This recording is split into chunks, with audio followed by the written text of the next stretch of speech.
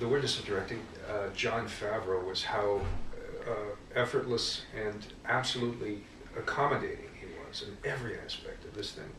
Just walking in the door, he came up to me. I said, "You feel weird?" He goes, "Yeah, it's a little weird for me." I said, "All right, well, sit down, let's talk." So we chatted for 10 minutes. Then he had I said, "Let me ask you a couple questions, because I'd like some tips if you have any advice." And so we talked a bit about that. Then he said, "All right, here's a joke I thought," and instantly, boom, he was right into, "Here's what I'd like to try, and how about this?" And then with Downey, he would come over and join us, and pretty soon, it was as if there had never been any question that this was just one family working creatively to support and produce, the exact same. John and I's view of Iron Man movies, I think, are very similar. I don't think we differ significantly in our approach.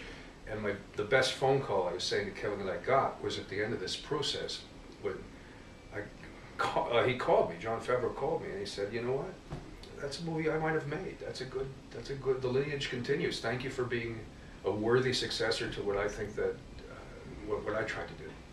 Was the whole dynamic that Marvel's producing with the whole MCU connection thing, it's also going across actors and directors and everything else. Have you ever experienced anything like that before?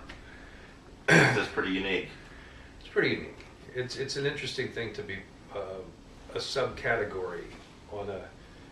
I'm like, if you look at those sort of family trees, and we're like one branch of the family tree, and we have to keep looking over to see who our uncle is and who our brothers are and whatnot. But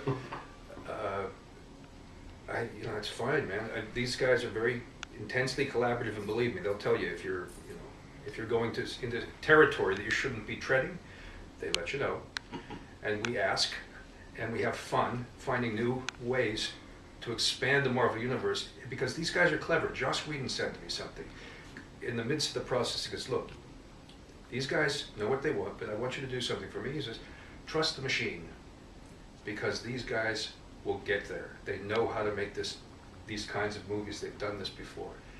And so I got on the train, and I just rode the train, did the best I could day to day, and just trusted the machine. And at the end, sure enough, not only were they collaborative, but they got a finished product that I really think is quite exceptional.